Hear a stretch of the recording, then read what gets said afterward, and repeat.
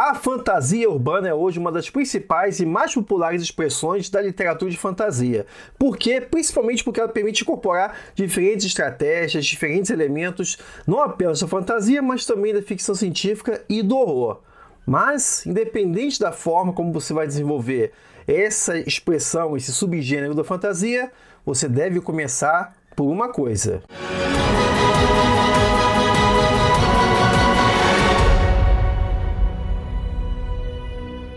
E aí, tudo fantástico com você? Nesse vídeo aqui eu vou te explicar o que você tem que ter em mente antes mesmo de começar a escrever a sua fantasia urbana.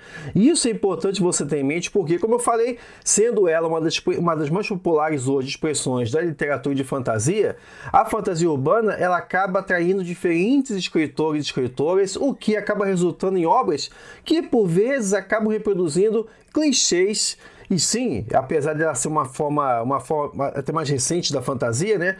Ela acaba ainda, ela já conta com vários clichês que você pode evitar se você ficar atento, principalmente do que eu vou passar aqui. E dessa forma, evitando esses clichês, você vai fazer com que a sua história não seja apenas mais uma cópia, não dê aquela impressão para o seu leitor e leitora de que, porra, eu já vi isso aqui em um livro, já vi isso aqui numa animação, já vi isso aqui num filme. Mas exatamente o que eu estou falando? O que você tem que ter em mente para você começar? Qual é a primeira coisa que você tem que ter em mente para escrever literatura de essa fantasia urbana? E quando eu falo que por meio da fantasia urbana, por meio dessa mistura de diferentes elementos, você tem a chance de atrair leitores e leitoras, não apenas a fantasia, que são acostumados com fantasia, mas também curte horror e ficção científica, é porque o ponto em comum que une todas elas é o foco, a ênfase que a fantasia urbana depende da questão do espaço. Ainda que ela seja uma expressão da literatura de fantasia que ganhou corpo, ganhou mais volume a partir do século XXI,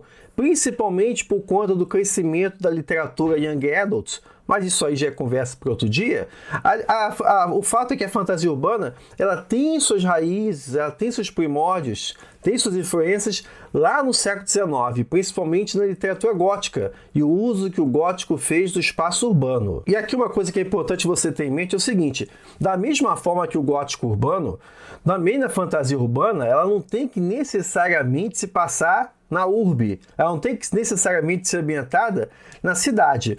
Veja, por exemplo, o caso de Wuthering Heights, né? O famoso Morro dos Ventos Uivantes da escritora Emily Brontë.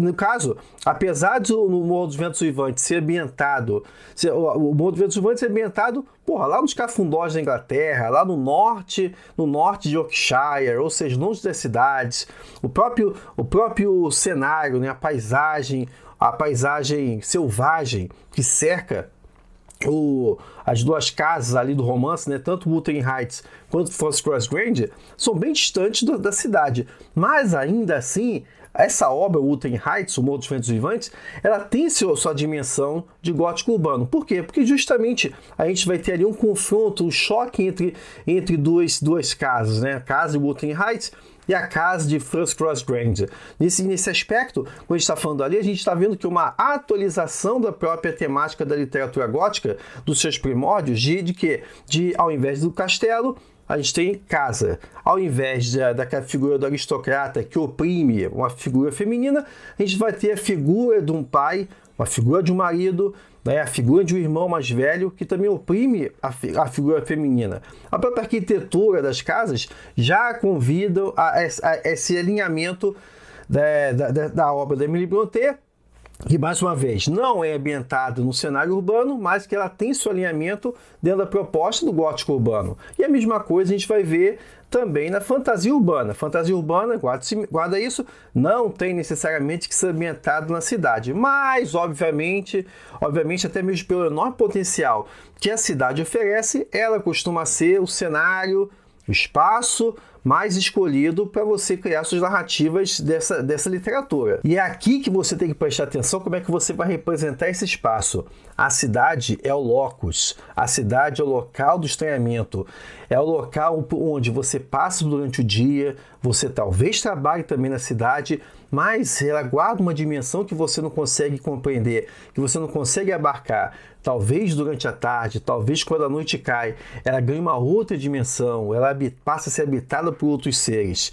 Então essa que é a herança que o fantasia urbana pegou do gótico urbano, principalmente desse momento do inchaço, do crescimento das grandes cidades europeias e também dos Estados Unidos, e que acabou migrando também para essa literatura. Ou seja, já tratei dessas questões aqui no vídeo específico sobre o estranhamento, a cidade se torna estranha, ou seja, ainda que você esteja habituado no primeiro momento àquele lugar ali, que você passa todo dia, você trabalha ali, ela acaba por vezes ganhando uma nova visão diante dos seus olhos, ela se torna estranha, e aí você não consegue compreender quais são os tipos de seres, quais forças passam a habitar ali. E respondendo à questão desse vídeo, o que você tem que ter em mente, a primeira coisa que você tem que ter em mente na hora de escrever a sua fantasia urbana, o primeiro ponto é o seguinte: qual é o tipo de cidade que você vai usar como veículo dos elementos fantásticos da sua obra. Isso vai determinar não apenas o tipo de fantasia que a sua fantasia urbana vai incluir,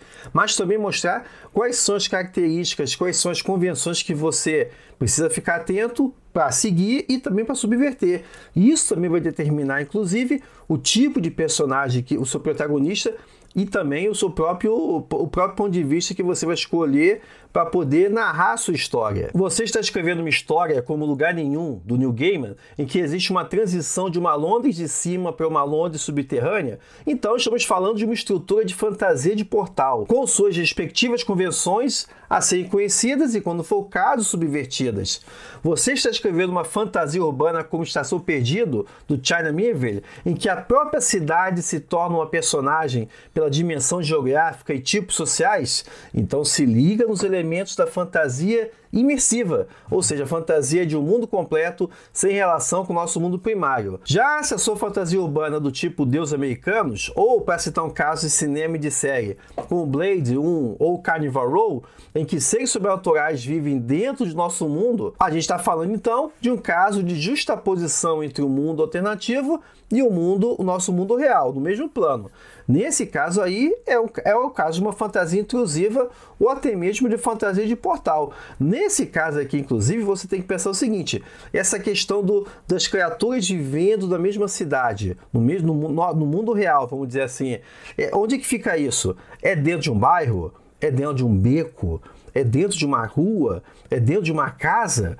Então, todas essas dimensões estão contempladas nesse caso da fantasia intrusiva. Como eu falei, você conhecer e saber como manejar os diferentes tipos de fantasia, os diferentes tipos de convenções que regem a sua fantasia urbana, vai te habilitar a você construir uma narrativa diferente, que vai se destacar das demais por meio da qualidade do seu texto. E para saber como é que faz esse manejo, fica sempre o convite para você acompanhar aqui os vídeos do Fantastic Cursos para você escrever a sua história fantástica. E quais obras de fantasia urbana você recomenda? Quais você já leu ou você já assistiu? Escreve aí nos comentários para você poder contribuir com os leitores e leitoras, com quem curte esse tipo de fantasia, para poder assim fazer com que essa literatura permaneça uma das mais populares dentre as expressões da fantasia. Muito obrigado pela sua presença em mais esse vídeo. Até a próxima! Confira outros vídeos como esse na playlist abaixo. E se você gostou desse vídeo, deixe sua curtida e indique o canal Fantastic Cursos para outras pessoas fantásticas como você. Muito obrigado pela sua presença. Te vejo na próxima.